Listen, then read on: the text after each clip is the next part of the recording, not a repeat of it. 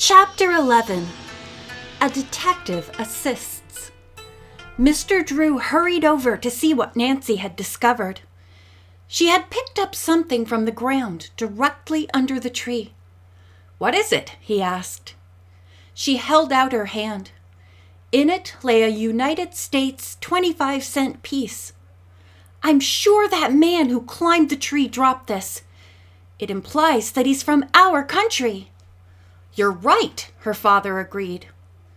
"Well, we have a fair description of him.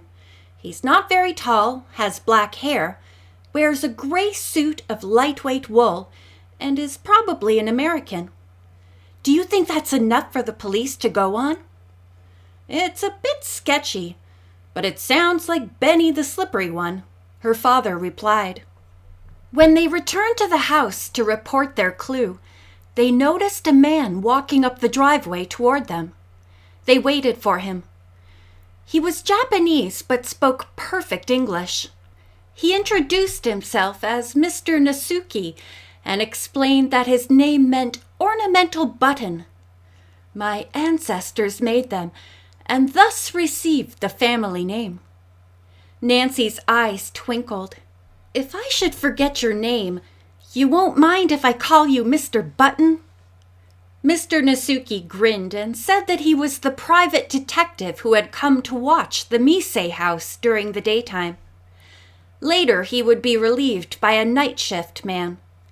He carried a radio, over which he could receive messages from headquarters.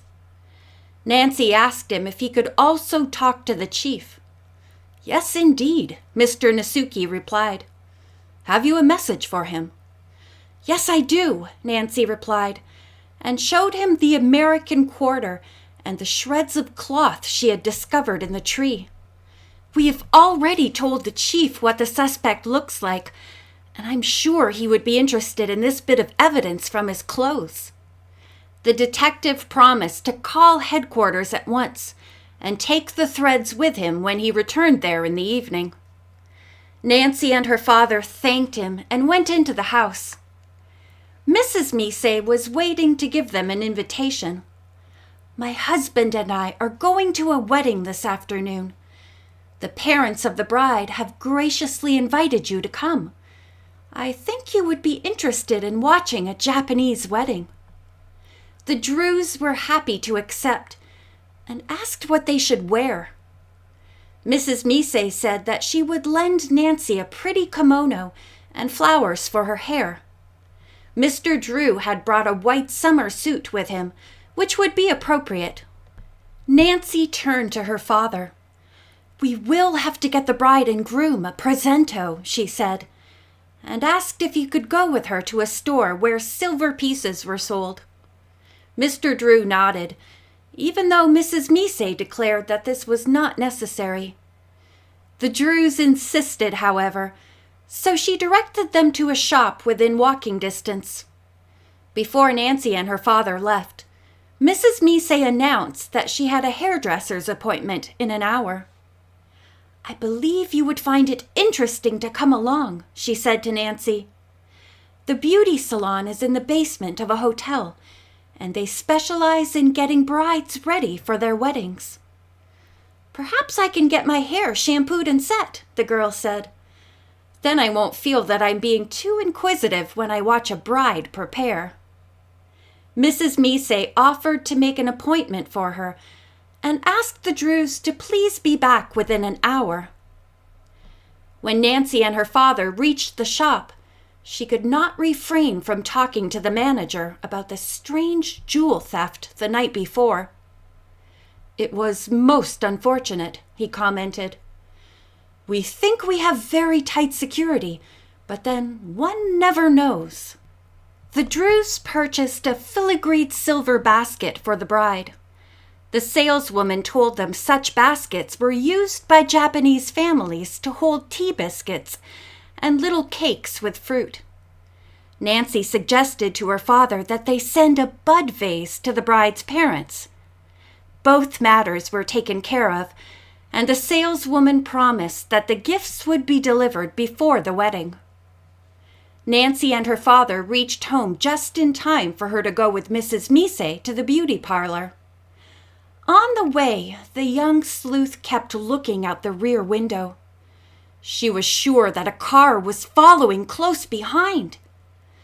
"I don't want to frighten you, Mrs. Mise," she said, "but I think the man in back of us might try to harm us. Could you suddenly turn and lose him?" Mrs. Mise was startled. Then she smiled. "I am not what you call a racing driver, but I think I can get rid of the man." At the next corner, she made a quick left turn through a yellow light. By the time her pursuer reached the intersection, the signal had changed to red, and traffic prevented him from following. Mrs. Mise made a few more turns to throw off the man completely. "Good for you," Nancy said. "You might take up auto racing." Mrs. Mise smiled merrily. When they reached the hotel in which the hairdresser was located, a uniformed attendant took the car, and Mrs. Mise and Nancy walked into the lobby. They rode an elevator to the beauty salon in the basement. Mrs. Mise announced herself and introduced Nancy. Both were shown to chairs. Nancy noticed that near her a bride was being prepared for her wedding. The young detective marveled at the process. First, the girl's hair was tied on top of her head in a little knot. She wore a low-cut, sleeveless gown, and the operator rubbed cold cream all over her face, neck, shoulders, back, and arms. After a few minutes, the cream was wiped off, and a white powder was dabbed generously over it with a puff.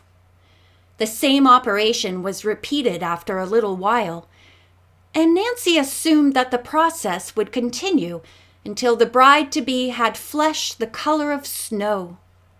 The American girl was particularly interested in the fact that the back of the bride's neck received special attention. Mrs. Mise, whose hair had been washed already, reached over and said, "Japanese consider the back of the neck and upper shoulders to be more beautiful than the front of the neck and the chest.